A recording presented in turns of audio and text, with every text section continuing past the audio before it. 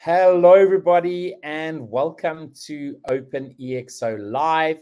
It is really good to be with you a little bit earlier today. And today we are chatting with Olga, who is coming in live from Paris. And you can see who's up for the rest of the month and into the new month. And before we get Olga up on screen, I did want to just point out that you can see an image here of Salim and Peter and the new book.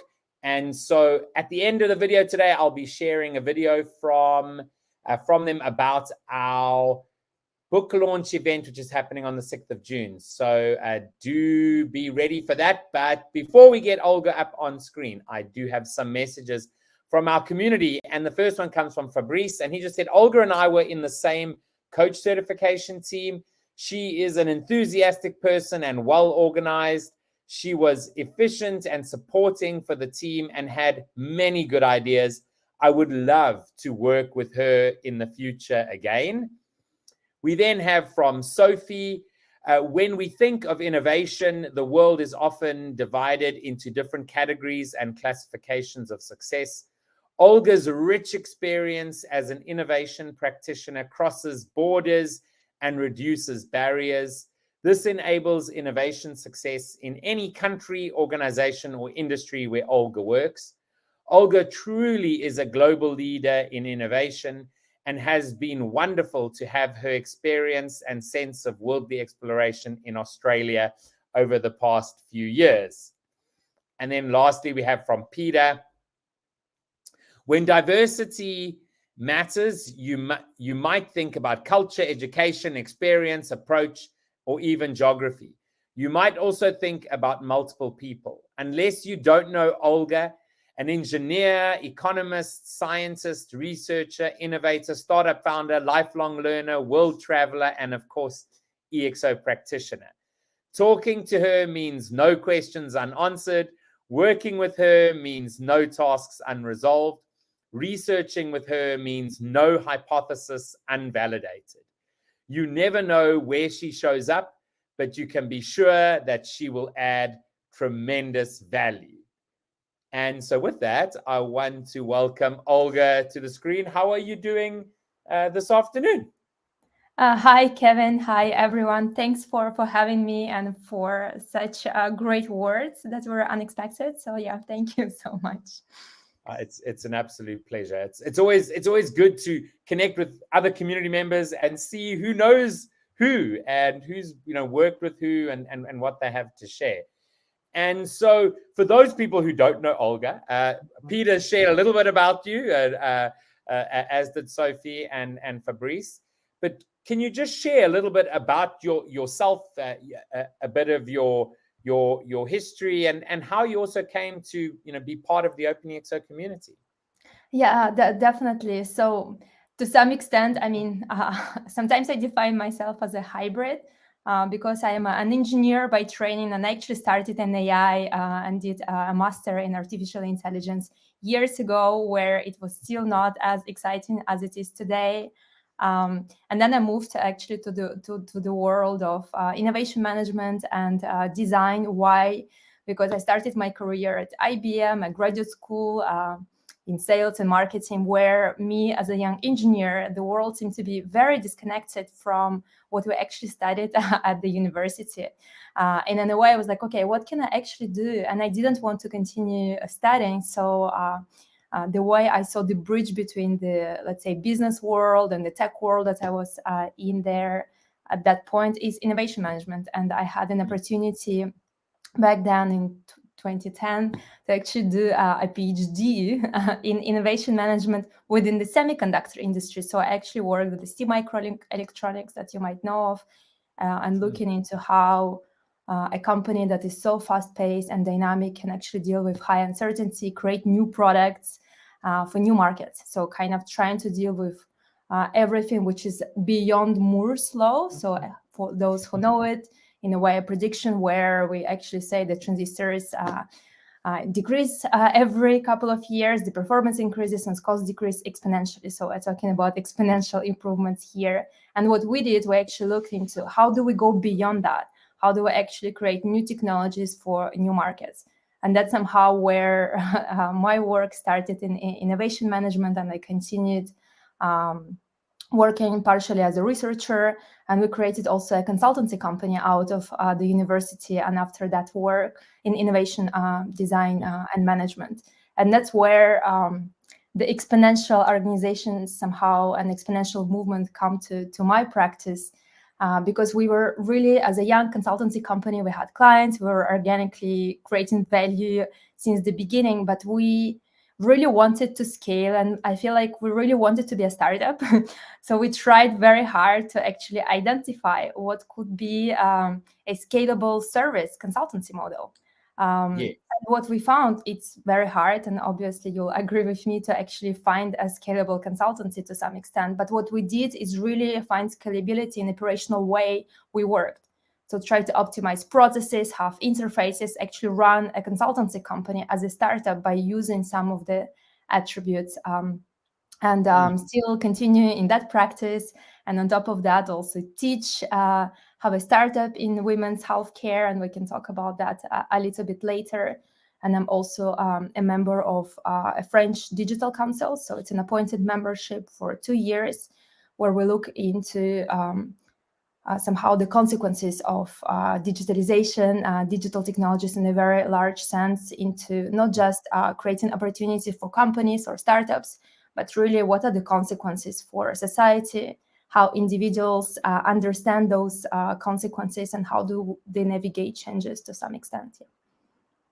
Okay, wow. And the I think your path is kind of similar to mine. What I originally studied and what I do right now are worlds apart. Although there's always learning that you can gather. And like we were speaking about before we went live, this idea of multiple pathways, or a pathway in terms of career, is definitely something that is going to be more the status quo, I believe, as things change. And one thing that Salim often speaks about is grounding your whole life and your career around purpose, right? So the fact that for exponential organizations, I mean, a massive transformative purpose is sort of a key to an exponential organization. We often, many of our community, right, have a personal MTP, that a purpose that potentially grounds them, and that's what determines what projects you work on and who you work with. Do you have a personal MTP or multiple? I know some people have these multifaceted lives, and they say I can't stick on one. It would be interesting to understand and share. Sure, and I feel like it's continuously changing in the way you formulate it to some extent. But if I have to summarize it to some extent, it's somehow, how do you leverage technology in a very broad way to better address the biggest challenges that we face as a humanity? So that would be the main one, and for me it relates to health. So I'm really interested into healthcare and also education. So how do we actually embrace this lifelong learning? And maybe an additional one to that, which actually relates to a startup we're currently building called Ninti, and we can talk about that later. It's really, we try to come up, and we had this exercise at MTP for ourselves. And for us, it's like building a more human and caring healthcare system for women in the workplace. Okay, yeah, absolutely. And so when it comes to the to the EXO model, the leveraging it, many people do it in different ways. Obviously, you've got the 11 attributes, and as we say, I mean, if you're running a startup, you should be trying to leverage all of them. Not always simple if you are running an existing organization.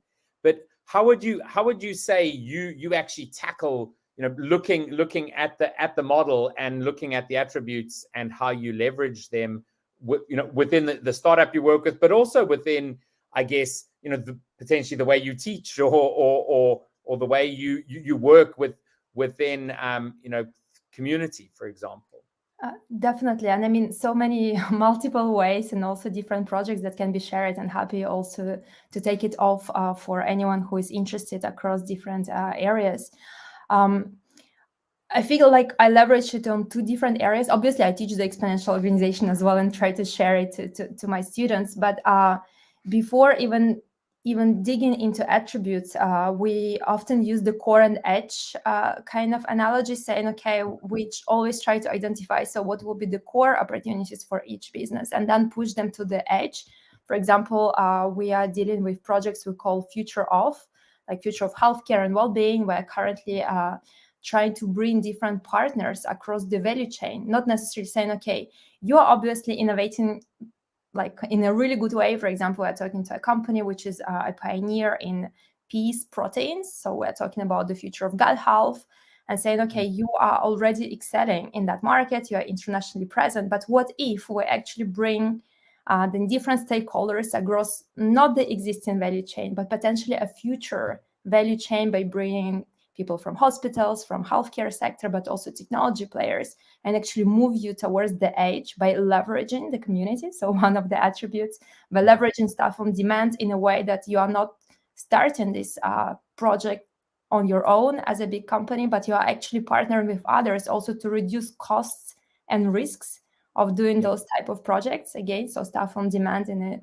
a more close way to some extent, but also leveraging different aspects through open innovation. So that could be one. And in a way, I feel like in each project that we do, we always leverage some attributes, as you said, not always all of them.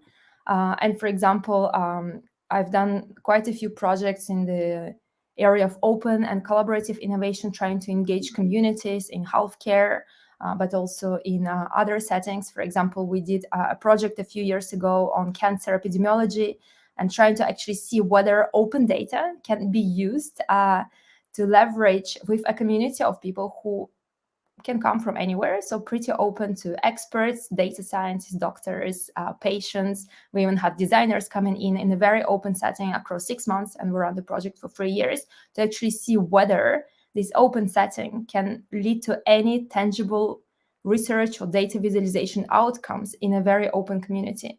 And that was quite interesting. It was run by Roche and an open entity back then called La Paillasse in Paris. And we were able to attract more than 2,000 people in the community. And some of them were just coming and saying, like, look, I don't know anything about cancer. I don't know anything about the data, but please use me. Use my skills. I want to be helping in doing that. And I think that project, in a way, yes, it led to some scientific papers, some projects that were created then with other partners. But it also shows how different aspects of exponential attributes can be used to basically leverage communities, create interfaces, create dashboards to build these communities and actually run it in a very agile way as well. No, absolutely. Now, the interesting thing, I mean, probably 5-7 years ago, we were sort of crazy people speaking about exponential and the future and what's happening and etc. And obviously, I mean, with the pandemic, people suddenly started realizing, whoa, I can understand what exponential growth looks like, right? Where 1 becomes 3, becomes 70, becomes 100, becomes 1,000. This is quite crazy. And of course, businesses had to make a quick decision, and suddenly the digitizing is hard, became something that many had to do overnight. Now, in your experience, do you think this has made business leaders more ready to embrace sort of exponential technologies and thinking and new ways of working, or was it just we did it then and we now sort of move back to the way things were? What is I guess you have a view, but then you also have, working, within the university and with other businesses to sort of see what is happening. And I believe you've written some papers around this too. So Yeah, sure. Papers and books, and we're currently working on with the council. We actually have a series of open books. Whoever reads French, they're all downloadable, and basically you can use them. And it actually builds on different interviews with lots of experts around the world working on those subjects as well. But yeah, well, our business is readier to some extent to embrace exponential thinking, exponential organizations. I think most of them are on some conditions. Like, it's basically, we see that, yes, as you're saying, many embraced so many digital technologies in a very fast way, thanks to pandemic to some extent. We definitely see an increase in productivity, at least in those who did it in the proper way. Like some recent surveys published this year shows that we actually, at least this data is coming from France, but we actually are able to gain 10% productivity for most of the companies that participate in those surveys, mostly big companies, large organizations, since the pandemic. So we actually keep that advantage, didn't disappear. We are leveraging those technologies in terms of productivity when hybrid workplaces are around. When I say depending on the conditions of how these things are implemented, it's really how do we not just embrace those technologies, but how do we actually create proper organizational structures and processes to allow us leverage them in a proper way. It's not just having a bunch of tools, but really how do we allow and create spaces for experimentations. We talk a lot about that in the exponential organizations. How do we actually create opportunities for employees and managers to experiment with those technologies, learn from them, adjust to their advantage? How do we think about those hybrid workplaces, for example, in a way that are set up not to, I don't know, for example, I saw cases where employees are now forced to be in the workplace to go back at least twice a week, but they never know who will be there. They actually don't know why they should be there if there are no meetings. So how do we set these flexible structures, which makes sense? I think that's a big question for me going forward. How do we create, to some extent, we use sometimes the word agency.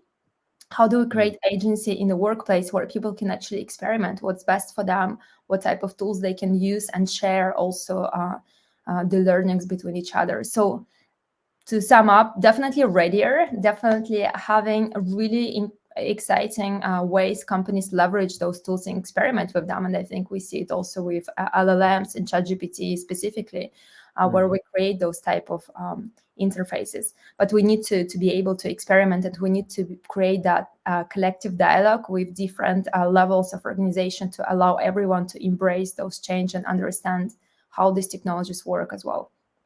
No, absolutely. And I think that, what's so important when it comes to a digital transformation or exponential transformation is that the focus needs to be on what outcome we want, as opposed to so many people just digitize the current process, right? Which often leads to the same inefficiencies that perhaps were in the manual process. It's now just done digitally, which I think, giving that agency, allowing for more autonomy, within and allowing people within teams to actually take advantage of these technologies and really improve efficiencies is something that maybe is often lacking. It's a big focus on technology versus the actual change.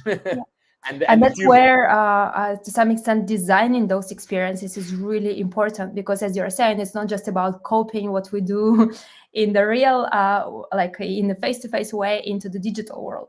Like, for me, they're complementary, and we really need to think about those experiences. For example, the same is, we talk about businesses, but the same is in education. We saw some practices by going into schools where, for instance, pioneering schools in digital transformation, the way they do it, they just basically buy the equipment and they run the same QCM tests and other things just online instead of doing it face-to-face.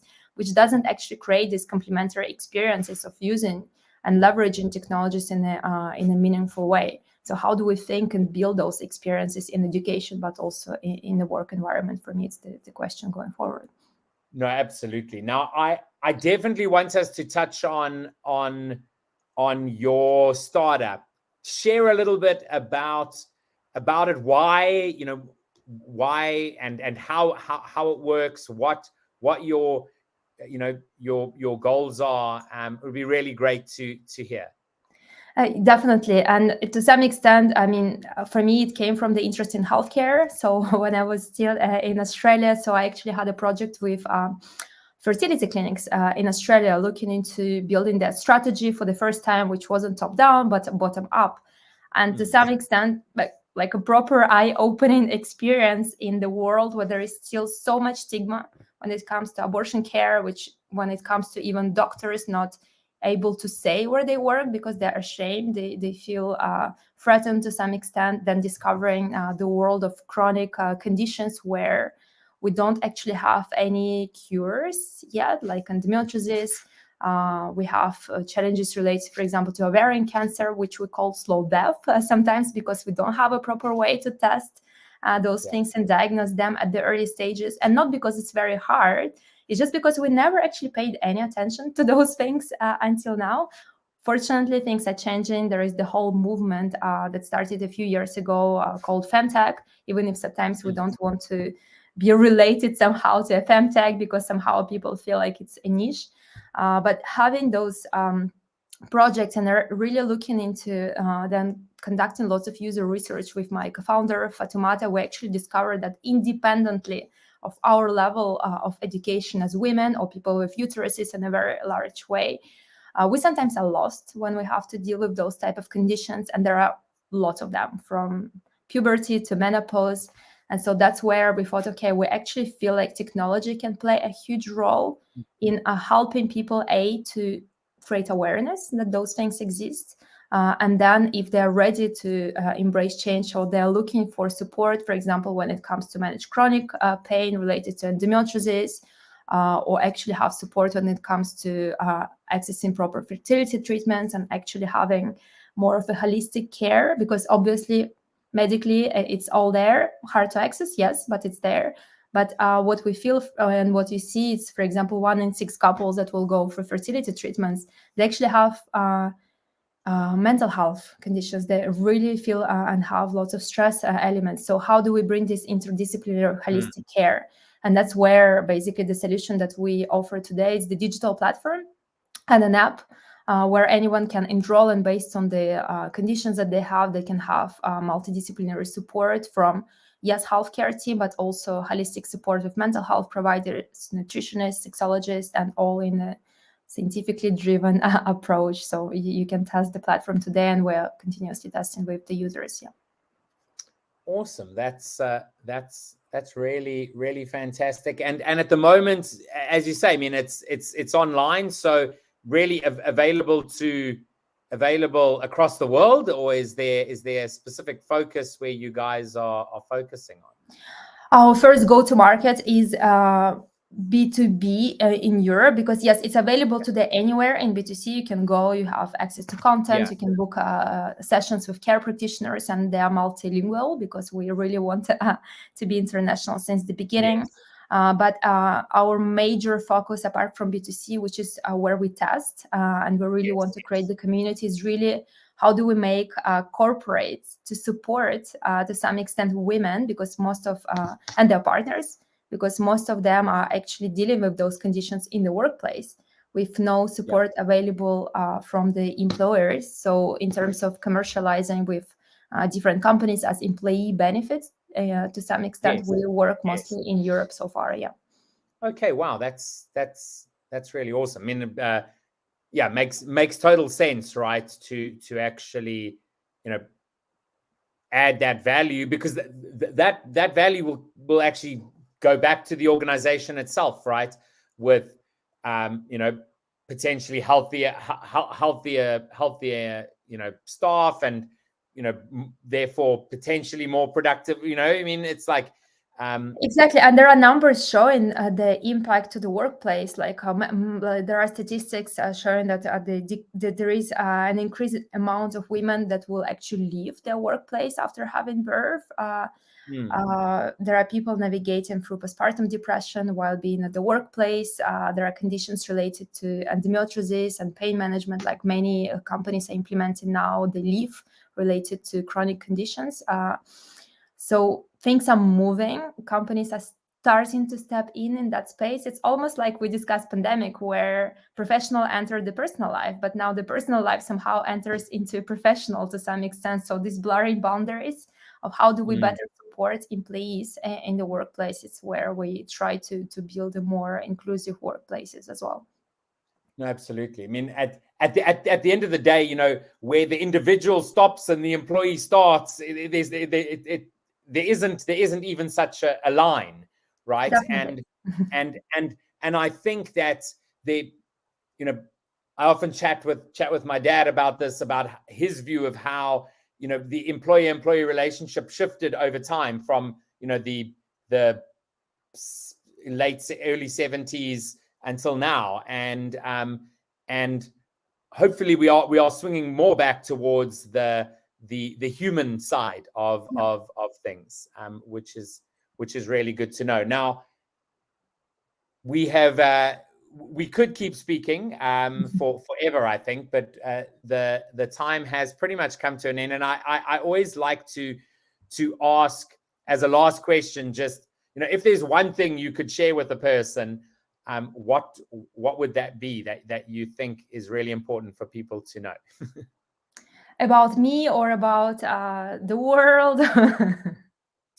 So, I mean, you get to choose, really, about you, about the world, about changes, about what you know, what you think is important for people to focus on. Up to you. Sure. I mean, many things, but maybe just one thing that comes into my mind when we talk about exponential organizations. What I feel is very exciting is that this exponentiality doesn't come just with productivity or more revenue, but it's really exponential in terms of creating value. So when you think about where you actually want to be exponential, like how do you make it more environmentally conscious to some extent, like how do we be exponential by actually creating value for the environment, for climate change? How do we also move from, to some extent, the economy of quantity where we live today? I mean, we can talk about digital platforms and attention economy, we haven't, but like in a way we live into more and more information, but how do we consume more? How do we actually create this quality around those experiences by also putting a human at the center and not necessarily seeing the human as this person whose attention we need to seek for as long as we can, so we can keep people in front of the screen. So how do we create exponentiality in a more ethical and transparent way, where we can also create value for individuals, communities, and also the environment itself? So to some extent, the concept that we look at is relational well-being. So how do we change and actually create solutions that will contribute to relational well-being of individuals around us as well? Absolutely. And as I said, Olga, I mean, we definitely could there was so much we didn't get to touch on, and so it's been wonderful connecting with you. You know, for all the people watching and the people in the community, obviously, you know, connect with Olga. I mean, and especially those that are, you know, interested in sort of education, health space. But it's been really wonderful connecting and chatting with you.